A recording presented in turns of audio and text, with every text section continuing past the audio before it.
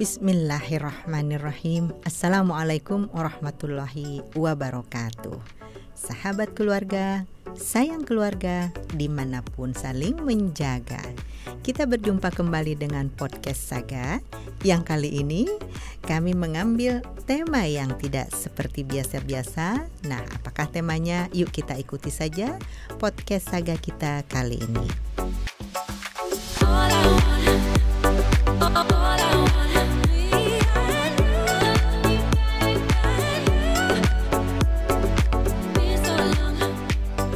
Sahabat keluarga, pada podcast Saga episode kali ini kita akan membicarakan suatu seni, sebuah seni memaafkan.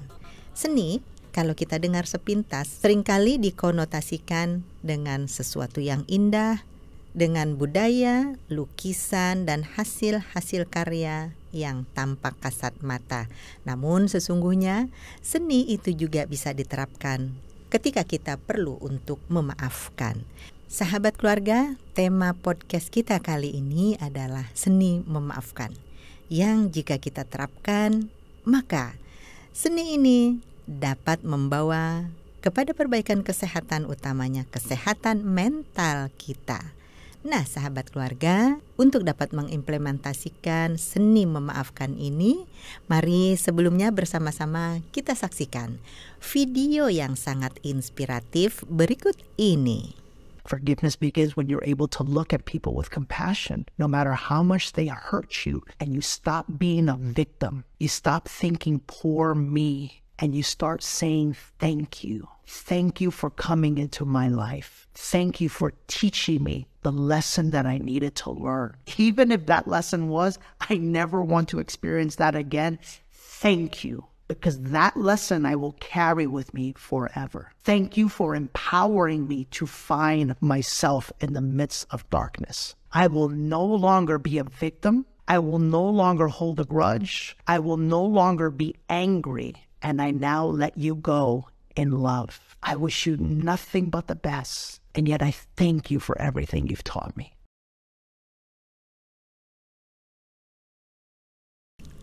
Sahabat keluarga, setelah tadi kita bersama-sama nobar cuplikan dari video yang baru kami putarkan, maka kita dapat mengambil pelajaran yang sungguh sangat luar biasa. Katanya seperti ini: Forgiveness begins when you're able to look at people with compassion.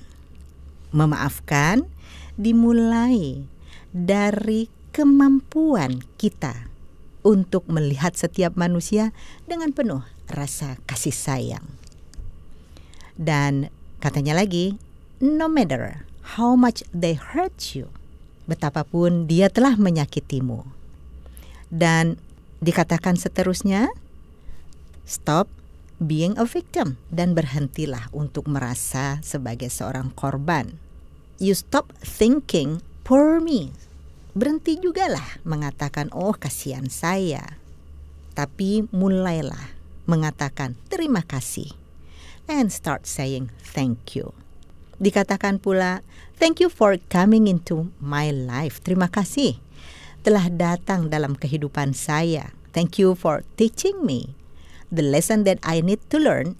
Even if that lesson was I never want to experience that again.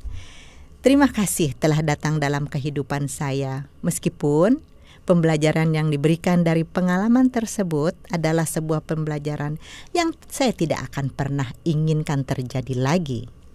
Katakan lagi selanjutnya, thank you because that lesson I will carry with me forever.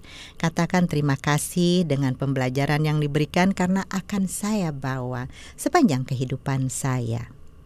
Terima kasih telah memperkuat karakter saya dan diri saya untuk menemukan jati diri saya. Thank you for empowering me to find myself in the midst of darkness. Terima kasih telah memperkuat diri saya untuk menemukan jati diri saya di tengah-tengah kegelapan. I will no longer a victim. Saya tidak perlu berlama-lama merasa sebagai seorang korban. I will no longer hold the grudge. Saya tidak perlu berlama-lama merasa sakit hati. I will no longer a victim. Saya tidak perlu berlama-lama merasa sebagai seorang korban. I now let you go in love. Nothing but the best. And yet, I thank you for everything you've taught me. Dan saya sekarang mempersilahkanmu pergi dengan harapan yang terbaik dan juga ucapan terima kasih sekali lagi atas segala pembelajaran yang telah diajarkan kepadaku. Nah, sahabat keluarga, dari kata-kata yang sangat singkat dan kata-kata sesimpel itu tentu dapat memberikan dampak dan juga energi yang sangat luar biasa dalam kehidupan kita apabila kita bisa menerapkannya. Memang tidak sedikit yang mengatakan bicara sih gampang, tapi praktekinnya kan gak segampang ngomongnya. Betul para sahabat keluarga, untuk itu yuk kita belajar untuk berproses agar hal-hal yang tadi kita saksikan bersama dalam video itu dapat kita terapkan dalam kehidupan kita sehari-hari. Tidak semudah membalikkan telapak tangan memang, namun kita bisa belajar dan berproses.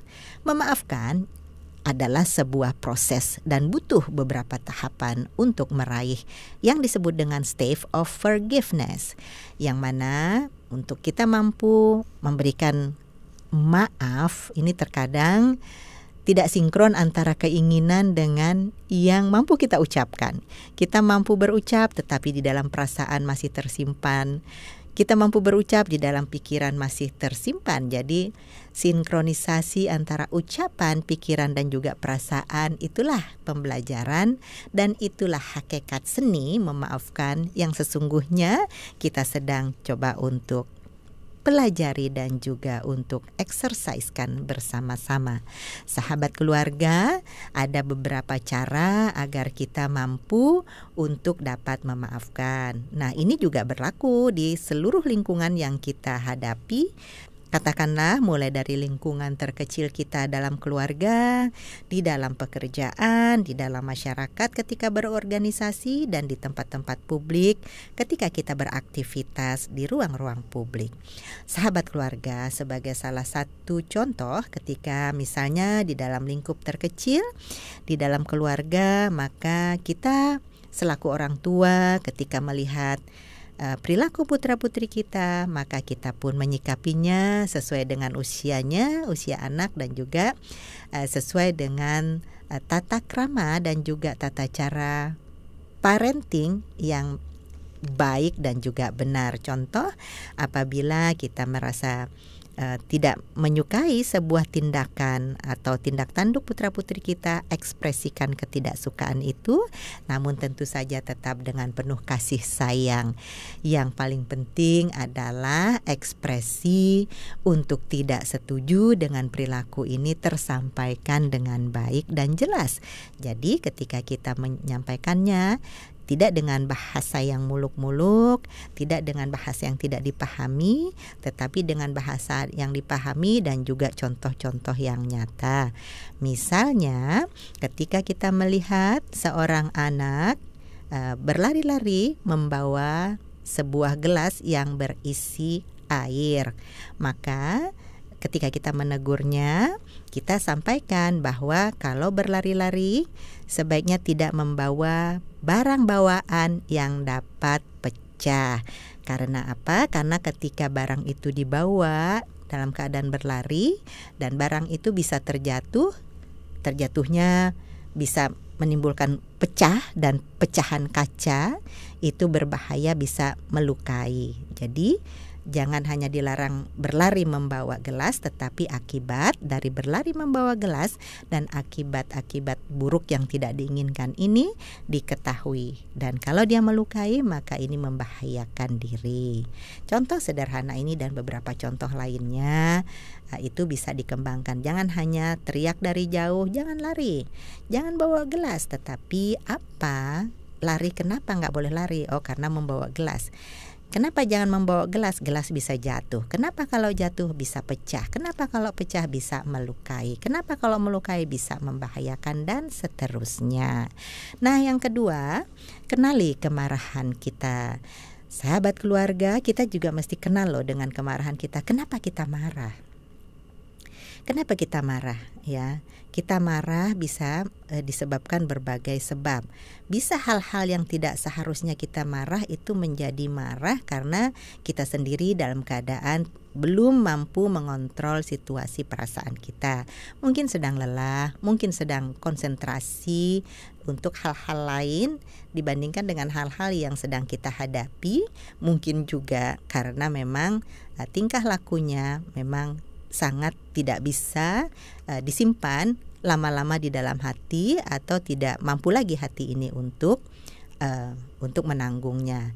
Nah, kenali marah kita. Sebisanya kita punya berbagai clue ya. Sebisanya kita menerapkan berbagai clue yang sudah diajarkan kepada kita oleh junjungan kita Nabi Muhammad SAW.